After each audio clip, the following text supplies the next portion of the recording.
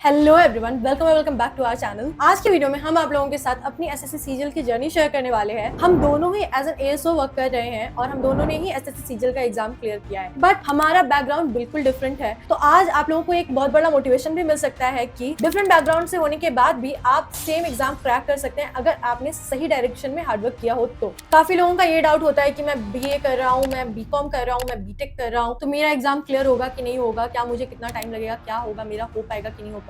ये डाउट्स काफी रहते हैं। तो आज आपका ये सारा डाउट क्लियर हो जाएगा कि आप चाहे किसी भी बैकग्राउंड से हैं, अगर आपने सही से प्रिपरेशन की है तो आपकी जरूर एग्जाम क्लियर हो जाएगा। तो इस वीडियो में हम ये बताएंगे कि हमारा एजुकेशनल बैकग्राउंड क्या है, हमने किस तरह से तैयारी की, हमें कौन से चैलेंजेस फेस करने पड़े तैयारी के दौरान और फाइनली हमारा सिलेक्शन कैसे हुआ। तो इस वीडियो में हम कॉम्प्रिहेंसिव तरीके से ये बताने वाले हैं कि पूरी हमारी सीजीएल की जर्नी शेयर करेंगे। तो सबसे पहले हम स्टार्ट करते हैं अपना एजुकेशनल बैकग्राउंड से। तो हम दोनों ही टियर 3 सिटीज में आते हैं और हम दोनों की प्रिपरेशन टियर 3 सिटीज में रह करके ही हुई है। ये चीज हमारी कॉमन है, बट काफी चीजें डिफरेंट है, वो आपको धीरे धीरे वीडियो में आगे पता चलेगा। फिलहाल मैं अपना एजुकेशनल बैकग्राउंड बता देती हूँ। मेरी जो क्लास 10 तक की पढ़ाई हुई है वो हिंदी मीडियम में हुई है और मैंने जैक बोर्ड से अपनी क्लास 10 तक की पढ़ाई की। एक मिशनरी स्कूल था और कॉन्वेंट कह सकते हैं आप, बट इसमें हिंदी मीडियम से पढ़ाई थी और जैक बोर्ड था। उसके बाद मैंने 11-12 में साइंस स्ट्रीम लिया था, आईएससी किया, तो उसमें मैंने साइंस लिया और मैंने इसलिए इंग्लिश मीडियम में स्विच किया क्योंकि साइंस मुझे नहीं लग रहा था कि हिंदी में करना इतना सही रहेगा, जहां तक मुझे सजेशन मिले थे। और ये मेरे लिए बहुत ही एक अच्छा डिसीजन रहा मेरा। बट ये डिसीजन तो अच्छा था, जब मैंने हिंदी से इंग्लिश में स्विच किया मुझे इतनी सारे प्रॉब्लम्स फेस करने पड़े क्योंकि ऑब्वियसली आप 10 तक आपने हिंदी मीडियम में पढ़ा है, इंग्लिश के वर्ड से आप बहुत ज्यादा फैमिलियर नहीं थे। दो मेरे पेरेंट्स ने काफी ज्यादा मुझे इंग्लिश को वैसे ग्रामर अच्छा करना, टेंस अच्छा करना, इन सब चीजों पे बचपन से ही मेरे पेरेंट्स ने मेरे ऊपर फोकस किया था। बट टेंस वगैरह एक जगह होता है और इंग्लिश समझना एक जगह होता है। वो समझने में मुझे काफी इशू आने लगा था। तो धीरे धीरे करते करते करते कुछ महीने लगे मुझे और उसके बाद फिर मेरे को समझ में आने लगा और मेरी इंग्लिश काफी हद तक अच्छी हो गई। अगर एकेडमिक्स मेरा कितना स्ट्रॉन्ग था, क्या था, ये सब चीजों की बात की जाए तो मेरा एकेडमिक्स बचपन से ही अच्छा था क्योंकि पेरेंट्स ने भी काफी ध्यान दिया पढ़ाई लिखाई पर और मैंने खुद भी बहुत ध्यान दिया पढ़ाई पर। तो मेरा एकेडमिक्स स्ट्रॉन्ग था और मार्क्स मेरे अच्छे आते थे, ऐसा नहीं मेरे बुरे मार्क्स आते थे। अच्छे खासे एक अच्छे स्टूडेंट्स में मेरी गिनती हो जाती थी। तो यदि मैं अपने एजुकेशनल बैकग्राउंड की बात करूं, मैं बिहार के टियर 3 सिटी से आता हूं। तो वहाँ अच्छे स्कूल्स नहीं थे, तो मेरे पिताजी ने मुझे अर्ली एज में ही हॉस्टल्स में डाल दिया।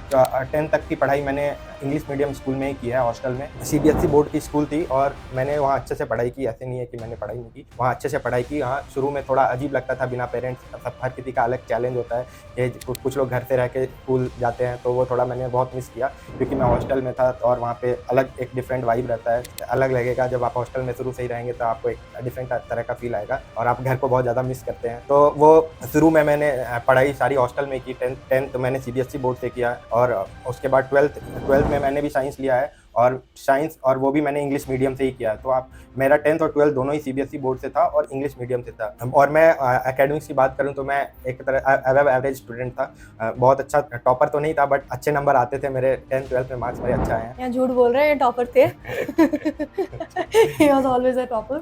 नहीं, तो मेरे 10th-12th में ठीक ठाक मार्क्स आए थे। यहाँ तक हो गई 12th तक की बात। इसके बाद फिर मैंने स्टार्ट किया अपना ग्रेजुएशन। जब मैं ग्रेजुएशन में गई तो मुझे पर्सनली मैथ्स बहुत अच्छा लगता था, तो मैं चाह रही थी कि मुझे मैथ्स एज अ सब्जेक्ट मिल जाए और मैं उसमें अपना आगे का ग्रेजुएशन कंप्लीट करूँ। बट मेरे पेरेंट्स का एक सजेशन था कि साथ ही साथ एक ऐसी डिग्री ले लो जिससे कि तुम्हें जॉब बहुत इजीली मिल जाए। तो जैसा कि जनरली लड़कियों के लिए रहता भी है कि टीचर्स ट्रेनिंग कर लेनी चाहिए और इन जनरल जॉब लेना आसान होता है टीचर्स ट्रेनिंग में। तो मुझे भी ये सजेस्ट किया गया और मुझे भी तभी उतना कॉन्फिडेंस नहीं था कि बिल्कुल मैं निकाल लूंगी अगर मैं एसएससी या बैंक की प्रिपरेशन करती हूँ। तो मुझे भी लगा कि चलो ठीक है, साथ में साथ एक ऑप्शन लेके चलना चाहिए जो कि प्लान बी कह सकते हैं आप। तो मैंने भी अपना एक प्लान बी डिप्लोमा में अपनी एडमिशन ले लिया। और अगर आप एक डिप्लोमा में लेते हैं तो वो रेगुलर डिग्री होती है, 2 रेगुलर डिग्री एक साथ नहीं ली जा सकती है, इसलिए मैंने इग्नू से अपना ग्रेजुएशन किया। और इग्नू में मुझे, जैसे कि मैं साइंस स्ट्रीम से आ रही थी, तो मुझे आर्ट्स में समझ नहीं आ रहे थे सब्जेक्ट्स और मुझे पता था कि मैं उतना अच्छा परफॉर्म नहीं कर पाऊंगी अगर मैं आर्ट्स का कोई सब्जेक्ट ले लेती हूँ। तो फिर मैंने वहाँ पे डिसाइड किया कि मैं इंग्लिश लिटरेचर को अपना सब्जेक्ट लूंगी और उसको चुन करके फिर मैंने आगे अपना ग्रेजुएशन कंप्लीट किया और साथ ही साथ डिप्लोमा कंप्लीट किया। तो 12th के बाद मैंने जेई का एग्जाम दिया था। तो जेई में मेरा उतना अच्छा रैंक नहीं आया था जिसके कारण मेरे को आईआईटी जोधपुर मिला था। और स्ट्रीम भी सिस्टम साइंस करके एक स्ट्रीम थी, वो मिली थी, सिस्टम इंजीनियरिंग। और तो वहाँ पे मैंने ग्रेजुएशन कंप्लीट किया और उसके बाद मैंने सोचा कि क्योंकि एक और कोर्स नहीं था ये, तो मुझे लग नहीं रहा था कि अच्छा जॉब लगेगा, इसलिए मैंने दूसरे फील्ड में फिर मैं सोचा कि गवर्नमेंट जॉब्स की तैयारी की जाए या सिविल सर्विस या फिर और कोई जॉब्स देखे जाए। तो उसके बाद मैंने वहाँ ग्रेजुएशन के बाद इस फील्ड में मैं शिफ्ट कर लिया अपने आप को। अब हम बात करते हैं हमने एसएससी सीजीएल की प्रिपरेशन कैसे स्टार्ट की। मुझे 12th में ही पता चल गया था, मेरे जो ट्यूशन टीचर घर में आते थे पढ़ाने के लिए वो खुद एसएससी और बैंकिंग की प्रिपरेशन करते थे। तो जैसा कि मेरा मैथ्स और इंग्लिश मतलब ठीक ठाक था, तो सर ने मुझे कहा कि तुम्हारा जैसा कि ये सब्जेक्ट अच्छे हैं तो तुम ये प्रिपरेशन कर सकती हो, तुमको बहुत ज्यादा मतलब ऐसा होगा कि चांसेस है कि तुम्हारा एग्जाम क्लियर हो जाएगा। तो फिर मुझे भी एक मोटिवेशन मिला, मुझे लगा कि जॉब तो लेनी ही है तो क्यों ना मैं भी प्रिपरेशन स्टार्ट कर दूं। तो फिर वहां से मैं जैसे 12th मेरा कंप्लीट हुआ तो मैंने इसके बारे में थोड़ा पता करना शुरू कर दिया। उस समय ना मेरे पास कुछ गूगल था, ना मेरे पास कुछ भी इंटरनेट का एक्सेस नहीं था, तो मुझे कोई बताने वाला नहीं था और ना ही आसपास किसी ने एग्जाम क्लियर किया था, तो कोई आइडिया नहीं था। अब एक ही ऑप्शन रहता था कि मैं जो ऑफलाइन कोचिंग्स है वहां जाकर के मैं पता करूं कि आखिर इसका सिलेबस क्या होता है, इसकी पढ़ाई कैसे करनी चाहिए और जो भी प्रिपरेशन वगैरह आगे कंटिन्यू करूं। तो फिर मैंने कोचिंग ज्वाइन कर लिया मैथ्स और इंग्लिश की, और वहां पे जाकर के फिर जो मेरा एक कॉन्सेप्ट क्लियरेंस होता है वहां पे मैंने अपना कॉन्सेप्ट क्लियर किया। बट जो प्रॉब्लम मेरे साथ आ रही थी, मैं इधर एक ग्रेजुएशन कर रही थी, उसके साथ साथ मैं डिप्लोमा कर रही थी, उसके साथ साथ मैं सीजीएल की प्रिपरेशन कर रही थी। तीनों चीजें एक साथ हैंडल नहीं हो पा रही थी, क्योंकि फर्स्ट और सेकंड ईयर में मुझे ऐसा लग रहा था कि मुझे ग्रेजुएशन अच्छे से करना है, और इग्नू में ऐसे कोई टीचर भी नहीं रहते थे जो कि मतलब आपको पढ़ा देंगे, और इग्नू में फेल होने के चांसेस बहुत हो जाते हैं, और मुझे फेल तो बिल्कुल नहीं होना था, मुझे अच्छे नंबर लाने थे, मेरे दिमाग में ये चल रहा था। तो मैंने अपने से पूरे अच्छे में डिटेल में यूट्यूब से पढ़ाई कर रही थी मैं, तो मेरा टाइम उधर भी जा रहा था ग्रेजुएशन में। थोड़ा बहुत डिप्लोमा का भी मुझे टेंशन होता था कि आखिर इसमें अगर खराब हो गया तो पैसे लगे हुए हैं, फिर ये हो जाएगा, लॉस हो जाएगा, तो वहां पे भी मुझे टाइम देना था, तो मैं इधर टाइम नहीं दे पा रही। फर्स्ट और सेकंड ईयर में मैं अपने एसएससी को मैंने टाइम नहीं दिया अच्छे से, बस ऐसे ही जो कोचिंग कर रही थी। उसके बाद फिर थोड़ा ग्रुप स्टडी वगैरह में थोड़ा बहुत याद किया चीजें, वो सब चीजें की। बट सेकंड ईयर के बाद मैंने प्रिपरेशन अच्छे से शुरू की। जैसे मैंने सेकंड ईयर का एग्जाम दिया, मैंने उसी दिन डिसाइड किया कि अब मेरे पास गिन के 1 साल बच रहे हैं, उसके बाद मुझे एग्जाम में अपीयर होना होगा। तो मुझे लगा अब तो मेरे पास 1 ही साल है, अब मुझे अच्छे से प्रिपेयर करना है। तो फिर मैंने प्रिपरेशन अच्छे से स्टार्ट कर दी। प्रिपरेशन अच्छे से कैसे की मैंने, वो मैं आप लोगों को बाद में बताऊंगी, फिलहाल आप बताइए। तो ग्रेजुएशन करने के बाद मैं वहाँ से फिर घर आ गया, और उसके बाद मैंने 8-9 महीने सिविल सर्विसेज की प्रिपरेशन की। तो 8-9 महीने सिविल सर्विस का प्रिपरेशन किया, उसके बाद अचानक से कोविड आ गया और फिर जॉब मार्केट पूरी तरह से ये हो गया, और फिर मेरे कई सारे दोस्तों के भी जॉब जाने लगे। तो फिर मेरे को लगा कि मुझे भी कोई प्लान भी रखना चाहिए जॉब के लिए। उसके बाद मैंने और भी सारे एग्जाम्स खोजने की कोशिश की कि कौन से अदर एग्जाम्स होते हैं प्लान बी के लिए सही रहेगा। तो फिर उस टाइम मुझे एसएससी सीजीएल के बारे में पता चला, तो और भी काफ़ी बैंक एग्जाम्स के बारे में भी पता चला साथ में ही। तो सबसे पहले मैंने एक बैंक एग्जाम का ट्राई किया, IBPS PO का एग्जाम था, और मैंने ज़्यादा प्रिपेयर नहीं किया था, 1 मंथ ही प्रिपेयर किया था, और फिर मैंने वो एग्ज़ाम दिया। तो उसमें मेरा प्री क्लियर हो गया था, बट मेंस मेरा क्लियर नहीं हो पाया था, मेंस मेरा 1.5 मार्क्स से रह गया था। तो फिर वो प्रोसेस होने में एटलीस्ट 2 महीने लग गए, और उस टाइम तक सीजीएल 2019 का फॉर्म आ चुका था। फिर मैंने ध्यान से देखा तो पता चला कि इन एग्जाम्स में काफ़ी रिपीटर्स बैठते हैं, और इसमें अलग से डेडिकेटेड प्रिपरेशन चाहिए होगी। ऐसे मतलब मैं सिर्फ थोड़ा 1 महीने ये एग्जाम प्रिपेयर कर लूँ, दूसरे महीने एसएससी की प्री निकाल लूँ, तो उससे नहीं होगा। और साथ में मैं सिविल सर्विस की कर रहा था, तो मेरे पे भी बहुत ज़्यादा लोड आ रहा था कि साथ में 2-3 एग्जाम क्लियर करना तो बहुत मुश्किल हो जाएगा। तो फिर मैंने सोचा कि पहले एक एग्जाम जिसमें जो एग्जाम क्लियर कर लेते हैं उससे, और उसके बाद फिर सिविल सर्विस की प्रिपरेशन की जाएगी। उसके बाद फिर मैंने एसएससी सीजीएल पे फोकस करके प्रिपरेशन स्टार्ट किया। तो 2019 का जो सीजीएल का था एग्जाम था, वो अराउंड अप्रैल में होने वाला था, और मैंने जनवरी से स्टार्ट किया था 2019 सीजीएल का प्रिपरेशन। तो 4 महीने में ठीक ठाक प्रिपरेशन हो गया था मेरा, और मेरा प्री क्लियर हो गया था, और मेंस भी क्लियर हो गया था, और बाद में मुझे 2800 ग्रेड पे जॉब मिली थी। और उस फेज में कोविड चल रहा था, तो काफ़ी एग्जाम्स लेट हो रहे थे, सारे एग्जाम्स 4-4, 5-5 महीने लेट हो चुके थे। तो फिर मैं सोच रहा था कि कुछ और भी साथ में देखा जाए। तो उस दौरान फिर मेरे को बैंकिंग एग्जाम्स के बारे में और आगे एक्सप्लोर करने का मौका मिला। तो मैंने दोनों ही एग्जाम फिर साथ में लेकर आगे प्रिपरेशन स्टार्ट कर दी। तो जब सीजीएल 19 का जब तक उसमें कोर्ट केस हो गया, और फिर रिजल्ट आते आते काफ़ी लेट हो गया, उस दौरान मैंने एसबीआई का फॉर्म भरा था, एसबीआई पीओ का, और एसबीआई पीओ का मैंने अच्छे से एग्जाम दिया, और मेरा एसबीआई पीओ में हो गया था। और तब तक मेरी काफ़ी प्रिपरेशन भी अच्छी हो गई थी। शुरू में तो मुझे भी पढ़ने में काफ़ी दिक्कत हो रही थी, फोकस नहीं कर पा रहा था, 3-4 घंटे ही पढ़ पा रहा था। जब कोविड के टाइम में सब कुछ बंद हो गया, और फिर मैंने 1-2 कोर्स लिए, और फिर मैंने अच्छी तरह से उसको देखा कि क्या एग्जाम्स में पूछे जाते हैं, किस तरह से प्रिपेयर करना सही रहेगा। काफ़ी टीचर्स को फॉलो किए, खासकर जीके में मैंने काफ़ी अच्छा स्ट्रैटेजी यूज़ किया। मैं 2 टीचर स्टडी आईक्यू के थे, उनको फॉलो किया, तो इसके कारण मेरा फर्स्ट अटैम्प्ट में जहाँ जीके में 8 या 9 नंबर आए थे, सेकंड अटैम्प्ट में बढ़ के 36 तक हो गए आउट ऑफ 50। तो जीके में काफ़ी हार्ड वर्क किया। तो जब तक CGL 20 का फॉर्म आता तब तक मैंने काफ़ी अच्छा प्रिपरेशन कर रखा था और मेरा बेस काफ़ी कॉम्पिटिटिव एग्जाम्स को लेकर काफ़ी अच्छा हो गया था। और उसके बाद फिर मैंने बैंक पीओ और SSC CGL दिया और मैंने बैंक के तीनों IBPS, RRB और SBI तीनों ही पीओ के एग्जाम क्लियर किए। और फिर CGL भी जो पहली बार 2800 ग्रेड पे मिला था वो नेक्स्ट टाइम बढ़ के ASO हो गया, ASO इन MIT मिल गया। तो एक तरह से कह सकते हैं कोविड मेरे लिए बहुत ही अच्छा फेज रहा, उसमें मैंने जम के प्रिपेयर किया। और जो भी 1 and 1.5 ईयर जो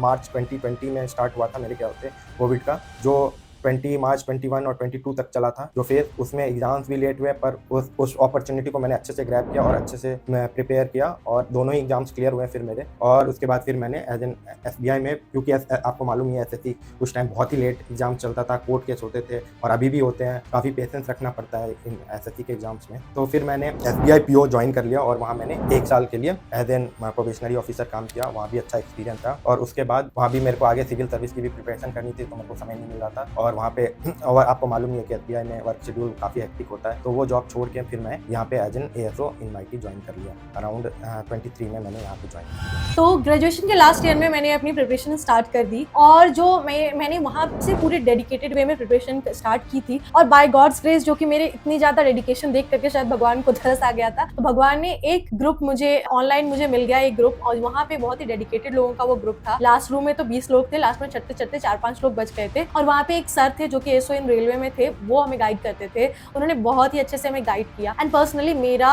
मानना है कि अगर आप हार्ड वर्क कर रहे हैं वो तो अच्छी बात है, बट अगर आप सही डायरेक्शन में हार्ड वर्क कर रहे हैं तभी आपका एग्जाम क्लियर हो पाएगा। तो वो जो डायरेक्शन था वो डायरेक्शन सर ने प्रोवाइड की। बाद बाकी हार्ड वर्क हमने अच्छे से किया, जितने भी प्रीवियस ईयर क्वेश्चंस वगैरह लग सकते थे सारी चीजें अच्छे से, और जितना टाइम टू टाइम रिवाइज हो सकता है, मॉक्स ज्यादा से ज्यादा देने, सब चीजें वहाँ पे मैंने की 1 साल तक अच्छे से। और उसके बाद फिर मैं CGL के लिए तो एलिजिबल नहीं थी क्योंकि मेरा ग्रेजुएशन नहीं हुआ था, बट उस समय मैंने CHSL का एग्जाम दिया और CHSL के एग्जाम में मुझे काफी ज्यादा सेटबैक मिला। मैंने कई बार पहले भी ये चीजें शेयर कर रखी है, तो मैं भी दोबारा से उसको नहीं शेयर करूंगी आप लोगों के साथ कि मेरे साथ क्या क्या हुआ है CHSL के एग्जाम में, क्या क्या मिसफॉर्चून्स हुए थे और इतनी सारी चीजें मुझे सीखने को मिली। अगर आपको देखना है तो आप मेरी प्रीवियस वीडियो देख सकते हैं इससे रिलेटेड, बट वहाँ पे CHSL में मुझे काफी प्रॉब्लम हुई। तो यस, मेरे को CHSL में काफी ज्यादा सेटबैक्स मिले, बट वहां से जो प्रॉब्लम, जैसे कि कंप्यूटर बंद हो जाना या कंप्यूटर में माउस स्क्रॉल नहीं करना, ये सब चीजें प्रॉब्लम्स जो मैंने फेस की, इससे मैंने बहुत ही ज्यादा एक पेशेंस रखना एग्जाम में सीखा। तो वो जो सीख थी वो मैंने बाद में अपने जो CGL का जो मेरा पहला अटेम्प्ट था उसमें मैंने अप्लाई किया। तो एक बात मैं आप लोगों के साथ ये भी शेयर करना चाहूंगी कि कई लोग कहते हैं कि लक बहुत इंपॉर्टेंट होता है हार्डवर्क से ज्यादा, बट मेरा जैसे CHSL में लक बहुत ज्यादा मेरे साथ नहीं था। 1 बार फेलियर मिला, 2 बार फेलियर मिला, 3 बार फेलियर मिला, बट जब मेरा हार्डवर्क मेरे साथ था तो वो आपका जो हार्डवर्क है वो आपके लक को बीट कर सकता है। आपका लक कितने दिन तक ही काम नहीं करेगा। CGL में मेरा हार्डवर्क और मेरा लक दोनों ने साथ दिया और मेरा एग्जाम अच्छे नंबर से क्लियर हो गया और मेरा AIR 32 आया और मेरी जो ड्रीम थी वो मुझे ड्रीम पोस्ट मिल गई, जो कि ASO इन CSS थी। पहले भले ही कुछ और मैं सोच रही थी कोई और पोस्ट ऑप्ट करना, बट उसके बाद मैंने काफी ज्यादा रिसर्च किया, इसलिए मैं आज तक ये रिग्रेट नहीं करती हूँ कि मैंने ASO इन CSS क्यों लिया।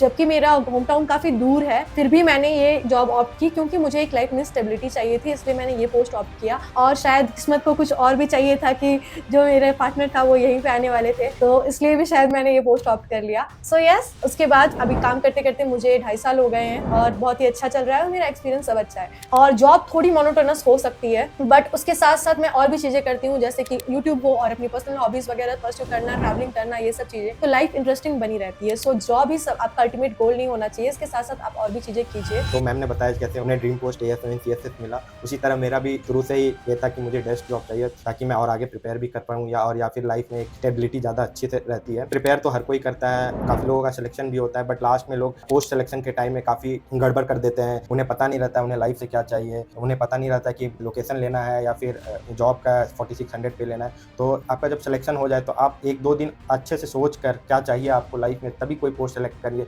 वरना आप बहुत ही ज़्यादा दिक्कत में पाएंगे अपने आप को। यदि आपको कोई ऐसी जॉब ले लेते हैं जहाँ पर आपका वर्क प्रोफाइल आपको अच्छा नहीं लग रहा है या फिर उसका वर्क टाइमिंग आपको अच्छा नहीं लग रहा है, तो इन चीज़ों का आप बिल्कुल अवेयर रहिए। फिर प्रिपेयर करके जॉब लेना तो है ही, बट उसके साथ साथ ड्रीम जॉब लेना है ताकि आपको आगे फिर एक ही एग्जाम को बार बार ना देना पड़े। रिपीटर्स देते रहते हैं एग्जाम, तो अच्छी बात नहीं है। नए लोगों को कट ऑफ बढ़ा देते हैं, कट ऑफ बढ़ जाता है उसके कारण। तो आप एक बार एग्जाम दीजिए, अच्छे से एग्जाम दीजिए, आप मन में रखिए कौन सा पोस्ट चाहिए, उसके हिसाब से प्रिपरेशन कीजिए, रैंक उस हिसाब से लाइए और उसके बाद आगे और आपको जो परस्यू करना है वो परस्यू कीजिए। सर ने बहुत अच्छे से बताया। सो yes, that was all about today's video. I hope आपको ये बहुत ही मोटिवेशन मिला होगा और आपको ये चीज़ क्लियर हो गई होगी कि आपका बैकग्राउंड चाहे कैसा भी हो। सर IITian है और मेरा BA का बैकग्राउंड है। मैं ISc था 12th में, बट उसके बाद फिर मैंने बैचलर्स इन आर्ट्स लिया। और यस, हमारा बैकग्राउंड डिफरेंट है, बट हम दोनों ने हार्डवर्क किया और अपने जो एक डेस्टिनेशन है वहाँ तक पहुँच गए हम। और आज हम दोनों ही अपनी पोस्ट से हैप्पी हैं। इसके दोनों ही हम UPSC के लिए प्रिपेयर कर रहे थे, बट आफ्टर सम टाइम एक रियलाइजेशन हिट होता है कि हमें लाइफ से क्या चाहिए। तो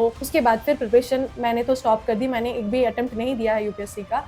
आपने मैंने एक एक दो अटेम्प्ट दिया है, इन्होंने दिया है क्योंकि ये पहले से ही प्रिपेयर कर रहे थे, तो इन्होंने दिया। बट आफ्टर सम टाइम इनको भी लगा, इनके पास अटेम्प्ट अभी भी बचे हुए हैं, बट इनको अभी फिलहाल हम लोगों को नहीं लगता कि जो लाइफ से चाहिए होता है वो शायद वहाँ पे मिल पाएगा। तो हमने वहाँ से बंद कर दिया। हो सकता है after some time situation change हो सकती है, बाद में कर सकते हैं, बाद में कर सकते हैं, बट अभी अभी फिलहाल के लिए हम नई शादी हुई है तो लाइफ एंजॉय कर रहे हैं, और साथ ही साथ हम अपने और भी ज़्यादा हॉबीज़ जैसे यूट्यूब हो, आप लोगों की मदद करनी हो, इन सारी चीज़ों पे फोकस कर रहे हैं और अपनी हॉबीज़ वगैरह पे घूमना फिरना भी है, जैसा कि सर ने कहा। यस, तो बहुत सारी चीज़ें हैं। सो आई होप आपको ये वीडियो काफ़ी मोटिवेटिंग लगी और अगर वीडियो आपको पसंद आई तो लाइक जरूर से जरूर करना, जैसा कि मैं कहती हूँ, क्योंकि मुझे बहुत अच्छा लगता है अगर आप लाइक करते हैं तो। So yes, that was all about today's video. हम मिलते हैं आप लोगों से नेक्स्ट वीडियो में। Till then, bye bye.